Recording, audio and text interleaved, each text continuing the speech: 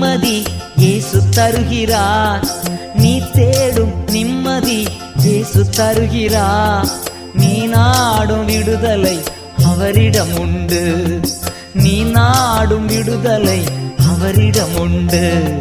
பாவ மன்னிப்பின் நிச்சயத்தை பெற்றுக்கொள்ள வேண்டும். பரலோகத்தில் ஓரிடம் நீ பெற வேண்டும்.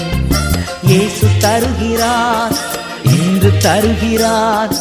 அதற்காகத்தான் சிலுவையிலே ரத்தம் சிந்திவிட்டார்.